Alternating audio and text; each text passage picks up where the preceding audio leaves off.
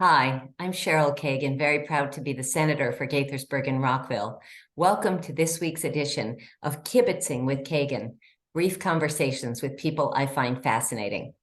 I have been looking forward to chatting with today's special guest for quite a while, Secretary Tony Woods of the Veterans Affairs, the Department of Veterans Affairs.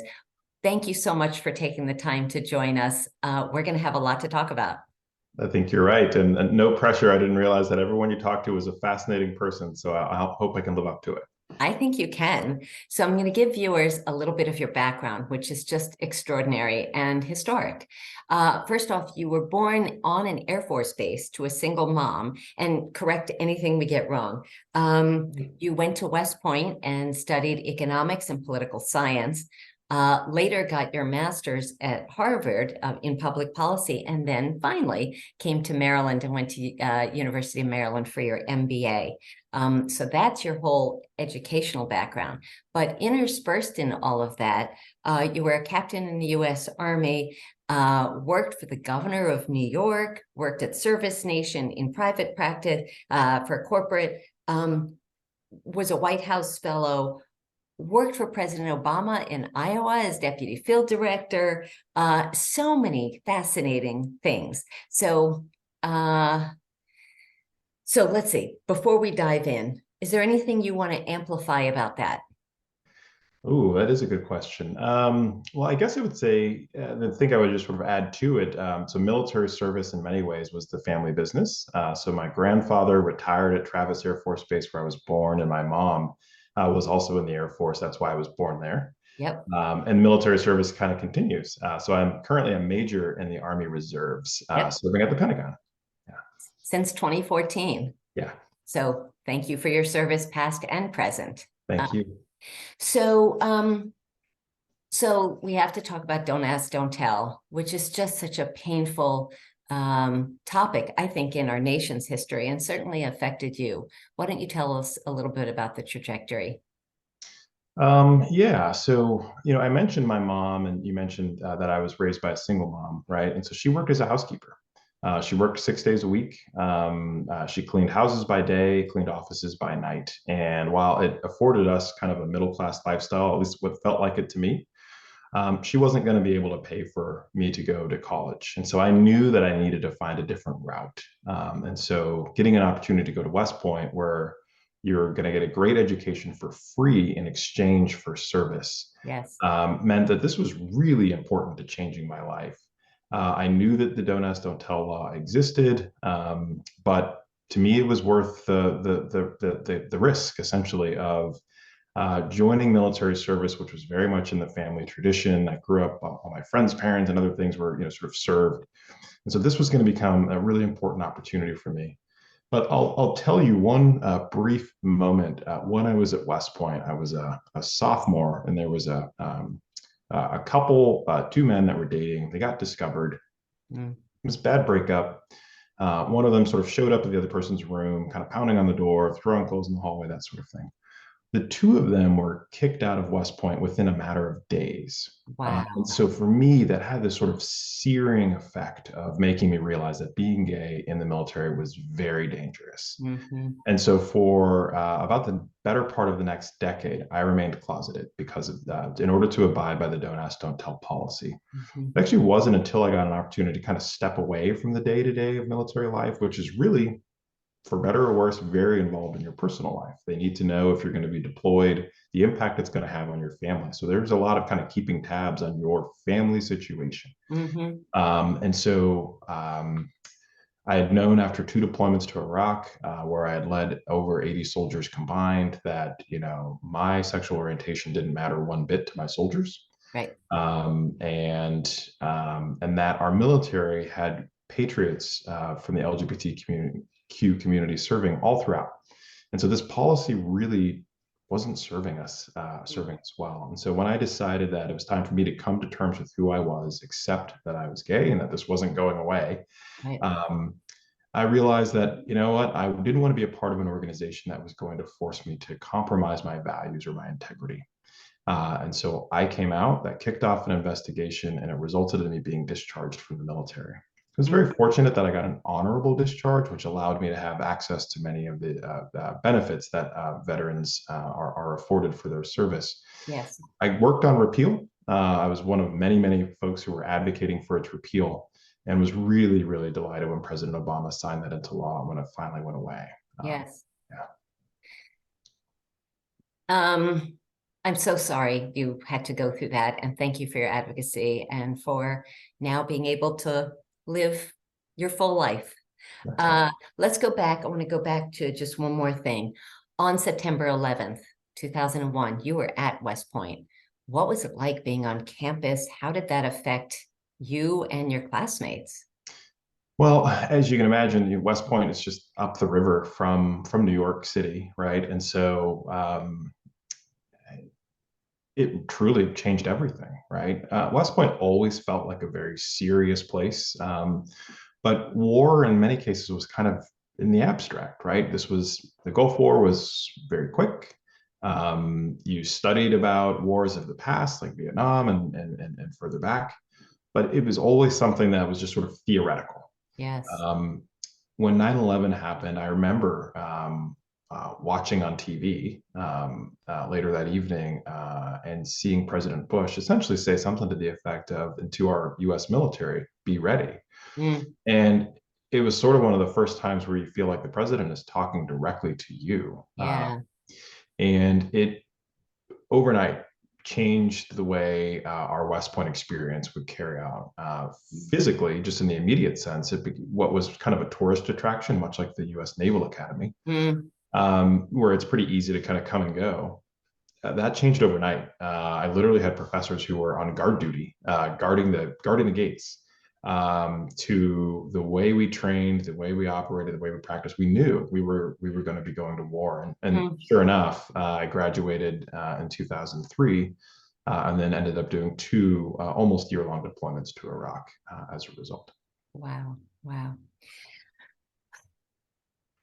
So, pivoting, your military experience, obviously, and your family background, everything, helps frame who you are and your values and your skills and your posture and like everything. Senator Will Smith has the best posture in Annapolis. I'm always so impressed by that. What were some of the biggest takeaways, the best and worst, when you shifted out of the military and went to government service and to the private sector? I'd say so many things. Well, one, I mentioned a couple times, right? West Point was going to be my opportunity to really change the trajectory of my life. Yes. And its mission was something to the effect of developing leaders of character for a lifetime of service. And that really stuck with me, right? I felt that I was afforded this incredible education in exchange for service. And I felt that I had a debt of gratitude to our country. And so, one of the biggest takeaways is that I have always felt that no matter what I'm doing, I have to find a way to have an impact or to serve or to give back. Nice. Right. So that was probably one of the first kind of major takeaways for me.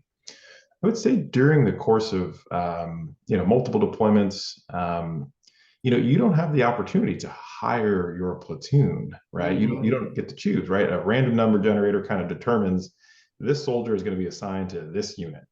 And what I loved about that is one, it means you have this incredibly diverse cross section of people, but they're all bringing very different skills to the table, right? Just who they are, what makes Sure. them who they are, what makes them tick. And one of my favorite things to do is just to kind of get to know somebody over time, because short of something significant or catastrophic, you don't get to fire them either, right? So you have to learn, well, what is it that makes this person tick? What Yes. makes them special? And how do I bring that out of them as part of a team? I love that. I love And it's that. been one of my favorite leadership lessons that has served me well in the private sector, where, yeah, you do have the ability to Yes. encourage someone to move on. However, when you go that extra further step of really getting to know someone, I'm fully convinced as long as you do a decent job in the hiring process, you will find something great in everyone that you can bring to a hard problem to solve. Amazing. And that's been one of my favorite lessons ever since. Any downsides, burdens, things that you bring with you that you've kind of had to jettison? Ooh, that's an interesting question. Hmm.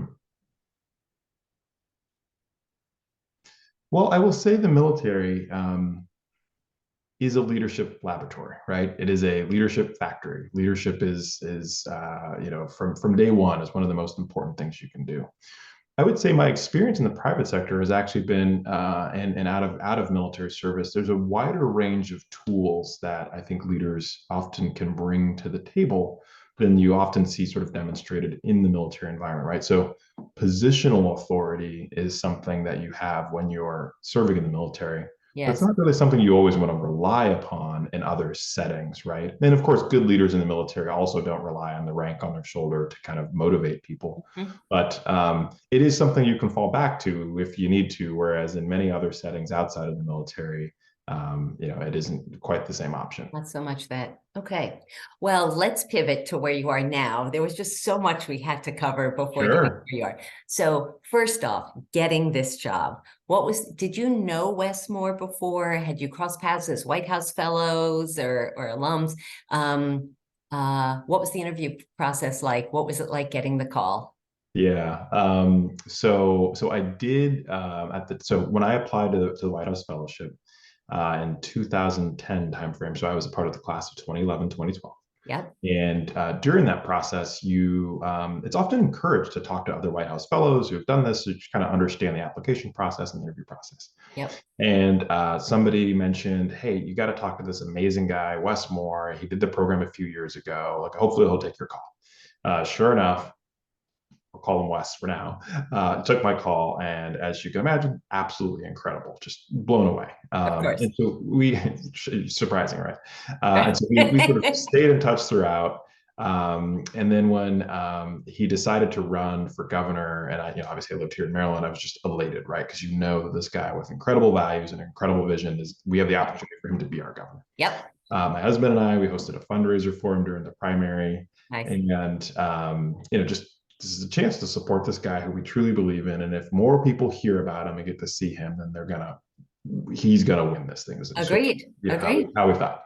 As you know, I endorsed him when he was at 1% in the polls There you go. because we There you talked go. about that. That was probably right around the time when we hosted this fundraiser. It was totally clear to me in the fall of 2021. He was the person. When you have a chance to meet him, you just get it, right? Yeah. Yeah. And so fast forward, he wins in November. And my husband and I were driving. It was just sometime in early December. We were driving in the car, and I was like, "Man, it's really cool that he won. I hope we get to go to his inauguration. I hope we get invited." And I was like, "Well, because we hosted a fundraiser, maybe we could sit a little bit closer, right?" That was the extent of my ambitions for anything related to Governor Moore's team. So I, like many folks, get a lot of spam phone calls, right? Yes. So I just often ignore an unrecognized number. So this is the embarrassing part of the story. And so I was getting these calls from a 443 number that I didn't recognize, and I just ignored it because it was one of the 10 to 15 calls I get per day. Sure. Till finally they texted and said, "Hey, we're trying to get in touch with you to see if you'd be this. I'm with Governor Moore's transition team. We're trying to get in touch to see if you maybe want to be a part of his cabinet." I Amazing. was completely floored. Oh. I had no idea. This was never something that I had thought about, but and so that was December 18th. And got to meet now the appointment secretary, Tisha Edwards. We go through this interview process, and then it kind of culminates with a conversation with Governor Moore. And yes, it was a radical change, a pretty big disruption to our lives. But when you have an opportunity to serve this governor in this capacity, there's no question that you say yes. No brainer. No brainer. Amazing.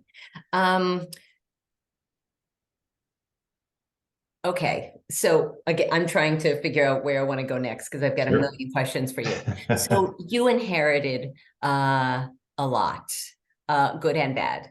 But the biggest crisis probably on your plate was Charlotte Hall Veterans Home. So why don't you explain to folks who've never heard of Charlotte Hall, what it is, where it is, what services it provides, and how it was just in a hot mess. What you're doing so far. Senator, you're absolutely right. I did inherit plenty of good and a challenge. And so one, I'll first and foremost say that I really do. I've just been blown away at how dedicated and mission driven the team is at the Maryland Department of Veterans Affairs, right? That has been, when you have a mission driven, dedicated team, you can solve anything. What was the vacancy rate that you inherited? Just about, I think it was a total of 11 or 12 open roles. So not huge, nothing Okay. insurmountable. Okay. It's about 10, a little under 10%. Okay. That's So less than most others. exactly, Yeah. right. So I see my peers and they have much bigger vacancy rates. Oh, And, yeah. and I think part of that is a testament to, one, it's a lean team, but Hmm. two, when you have an opportunity to serve veterans in this way, people are really motivated and they go above and beyond Yeah. what their position description may call for. And so that sort of takes me nicely to the issue you raised. So one of the variety of things in my portfolio is we run a veteran home program. And so that is basically we create and we have one veteran retirement home that is for those who've served honorably. They get an opportunity to, at a much discounted rate, they have access to a retirement home. And so the U.S. Department of Veterans Affairs actually estimates that we should have 1,108 rooms or beds or slots available. Charlotte Hall has 444 rooms. But it was literally on day one that at the end of the day, the person who I really, really admire and respect, another very mission-driven person, Dr. Mary Beth Wade with the Maryland Department of Health, sat me down and said, "Hey, sir, we've got a pretty significant problem at Charlotte Hall." She had been brought in by my predecessor for about the prior sort of year to 18 months to just really help give them an outside-in view of the clinical challenges that they're facing, right? Um, and she said, "Look, there are reports of abuse, neglect, improper use of restraints. The Center for Medicare and Medicaid Services, which produces a star rating, essentially a quality ranking, a 5-star rating, does surveys, And we found were like at a all 3 and sorts then of a awful 2 and stuff." a 1. Exactly. And so it was actually my second week that Charlotte Hall was downgraded to 1 star, and an abuse warning was put on the public, put on the associated with the home for the public. So this is essentially the Yelp review that a loved one would, if they're considering their options for a retired veteran, would look at this and say, "Is this a place where I want to send my loved one?" But just to be clear, Yelp, I can do after I go to a restaurant or something. This is the government. This is objective analyses, not just You're somebody wasn't exactly nice right. to me when I went to visit. That's exactly right. Okay. This is very detailed, very thorough. Yeah. Is this place in accordance with regulation and law? Right. This Right. is not just, it was a good ambiance and do I like the paint color? Right. This is Right. very, very significant. Right. And so So where do you start? Where do you and your team start to attack that challenge? yeah, for me, one of the fallbacks, right? This, I keep kind of going back to this military service, but the sort of art and science of leadership, sort of being steeped in it for so long, I am always looking for culture, right? Is this a team and a culture that is committed to getting this right for our Mm. veterans, right? What I learned pretty quickly is we have a very dedicated staff on the ground at Charlotte Hall, right? So the Maryland Department of Veterans Affairs essentially owns the building, but we provide care with a third party who actually employs the staff, Mhm. right? And so I knew, well, it looks like we have a lot of very dedicated staff, but the culture and the environment that they were working in Oversight, was just not accountability, working. The not happening. oversight model did not work.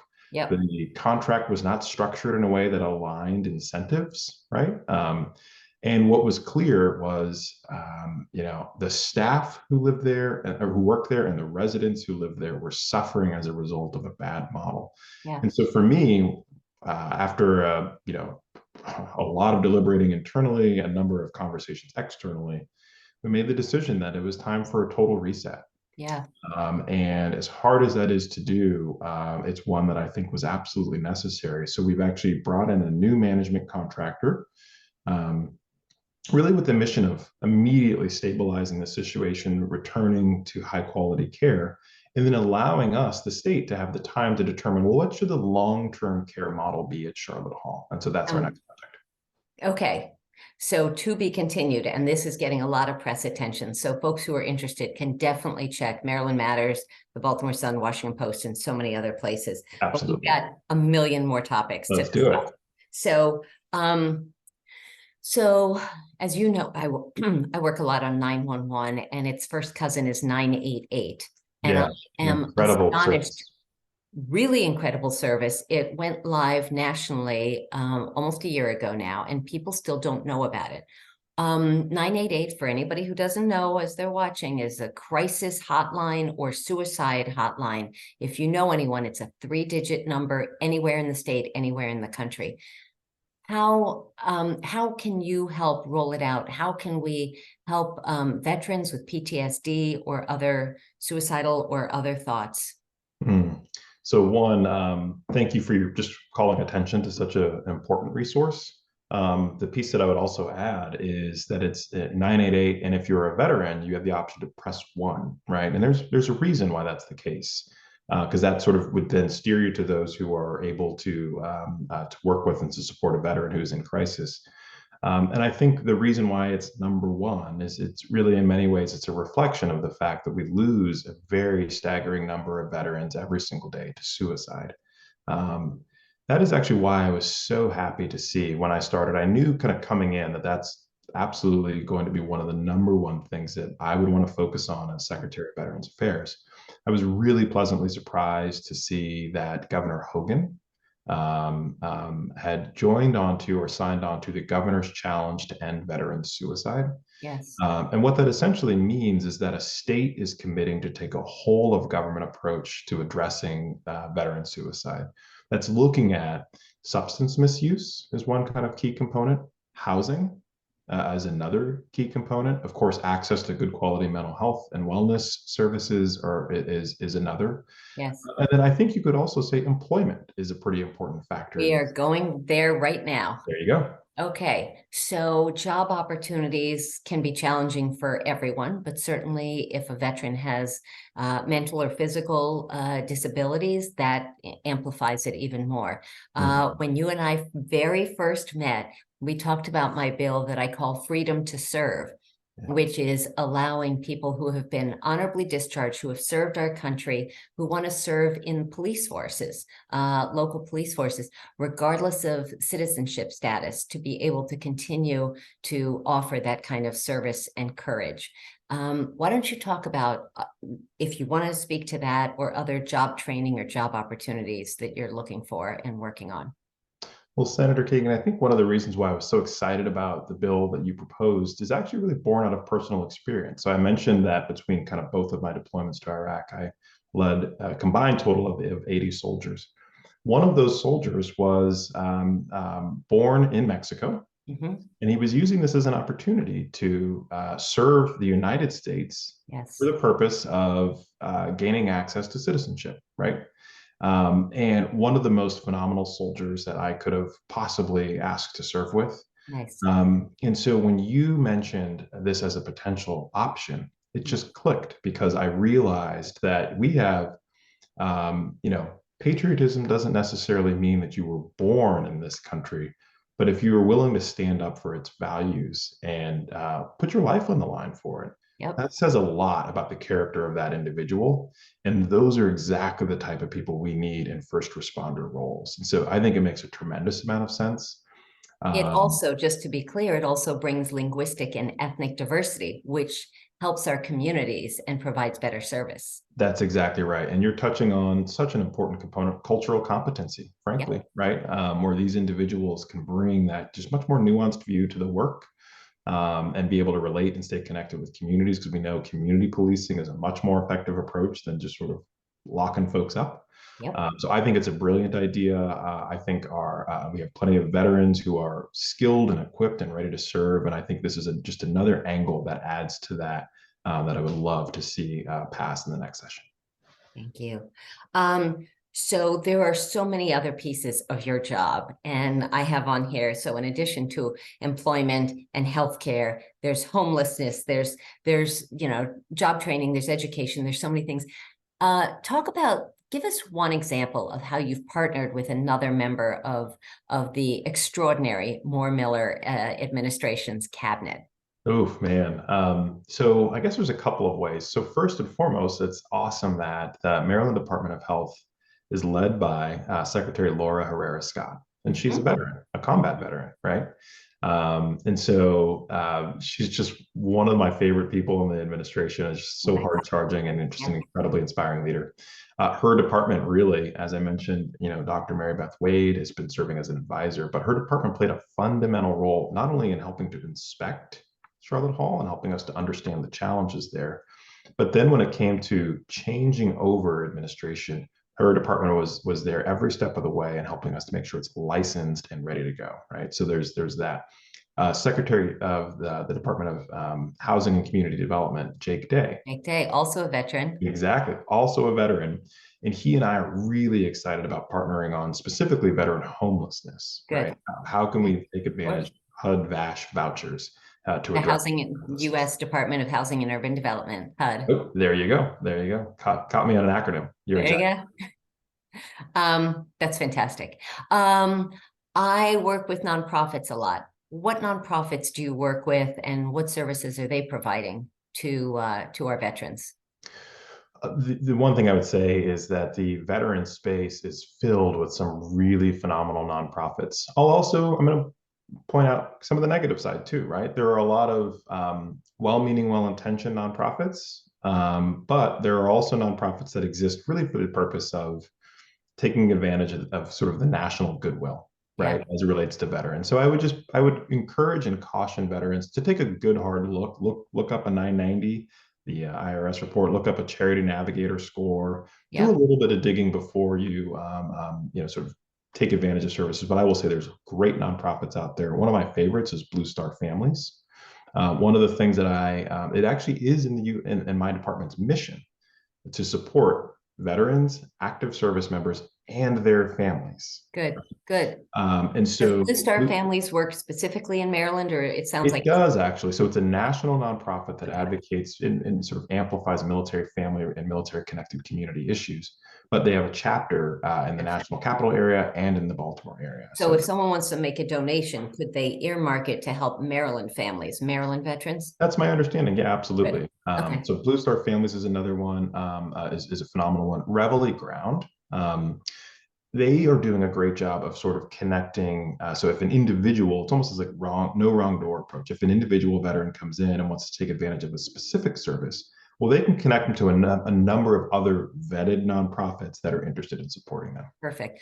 I have two more questions, Mr. Secretary, before we get to our Fast Five. Sure. You sort of implied this. There has been such an enormous evolution and understanding about civilian attitudes towards veterans, and we all have seen, sort of the hatred, the anger, the disdain that happened when our Vietnam era veterans came home and all that.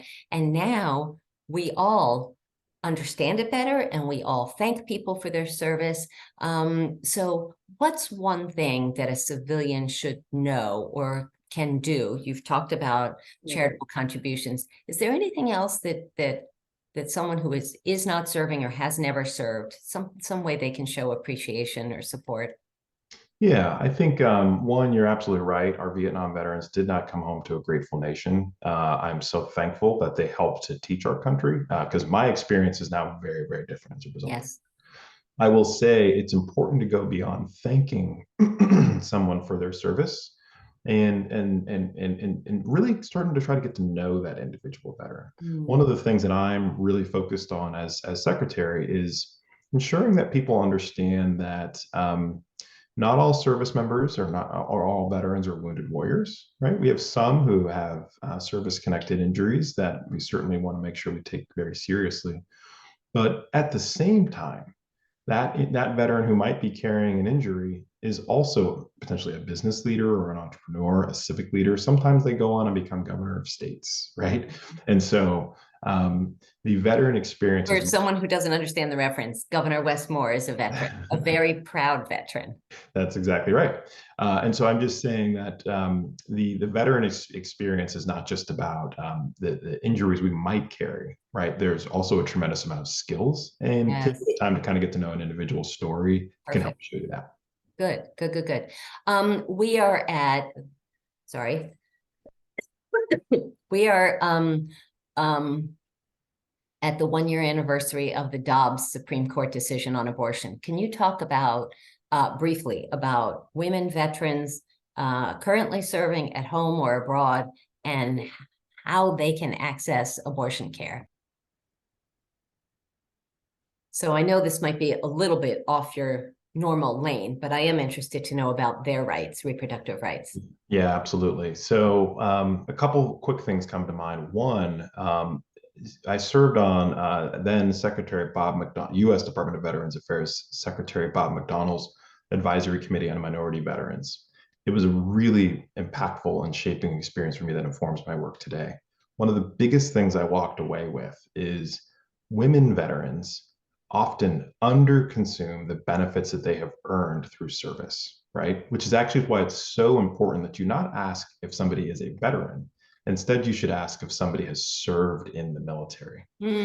That's a very important distinction. And I think it's because societally, we have given people a view, usually of a cisgendered straight white male, as that's what it means to be a veteran who's served in combat, right? Yes. That's the view that kind of comes to mind. Yes. And it has the effect of causing minorities and women of color to underconsume benefits that they've earned, right? And that is actually quite important. Yes. So one, I would just encourage veterans to take advantage of what they've earned: GI Bill, VA loans, all sorts of different things. If they've had service-connected disabilities, access to healthcare. That's one. The second piece that is actually, I think, related to your question that is concerning to me, and I don't have a good answer for it yet, is we have women who are serving in the military actively who now have to think about their rights based on the state that they are assigned to. And that to me is what I find deeply troubling. Yeah. And very concerning, right? So yes, most of the services that individual woman might need should be available to her on her installation, but not everywhere, right? Not every installation has a big, gigantic military hospital available. They may have to go off post for that kind of care. And off post or out of state. Correct. And now it's probably out of state, right, Yeah. for certain reproductive care. And so that to me is absolutely wrong and is not something we should be asking a service member to do. And then the question, and this may be rhetorical, is do we cover her travel expenses and her lodging and all that? But exactly. Anyway, That's I think we should right. move on. Yeah. Veterans Secretary Tony Woods. It's time for our fast five. All right. Questions, 5 quick answers. All right. Question number 1. What do you think is the most accurate depiction of the military in a movie, in a screen, on screen? Dang, that's a really good question. I'm going to say Band of Brothers. Okay. Is a TV show. That was that really got the interplay very well, along with Saving Private Ryan. Okay. I was always scared of the first 18 minutes, 19 minutes. And so such a great scene, but yes. But the camaraderie and the relationship, the bonds between soldiers, it was a perfect depiction. Good. All right, maybe I'll have to try it. Question number 2. Who was, when you were growing up, formative years, who was your primary, biggest, influential role model? Well, it'll come as no surprise, but my mom, who worked, like I said, 6 days a week, really taught me about hard work and grit and determination and doing your best for others. She had a really kind heart, and I sort of learned a lot of lessons from her in that way. That's great. Is your mom still around? She's not. She passed away in 2018, but I sort of carry her memory and her legacy with me in all I do. She must have been so proud at all you've done. Question 3, what is your favorite vacation spot? Someplace you like going to more than once? Ooh. So if it's out of country, I found Florence, Italy, to be, it reminded me so much of where I grew up in the Bay Area in California, right? There was a lot of similarities there. However, stateside, my favorite place is actually the Maryland Eastern Shore. There you go. There's something about crossing that bridge and the sort of stress drains out of you. And it's just a beautiful food culture and farm culture and just water culture. I love it. I love it out there. And huge plug. Awesome. Question 4, and this is a first time question that I've not used before. We'll see how it goes. And thanks to my interns for this one. Tell us one of your, brief, but tell us one of your favorite jokes.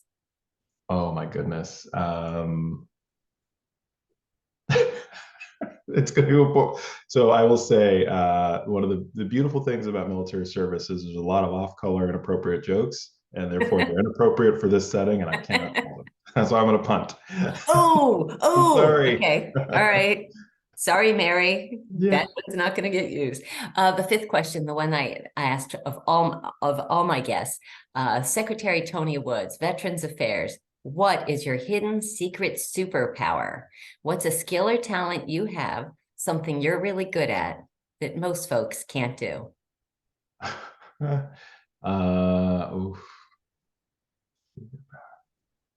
Oh, that most folks can't do.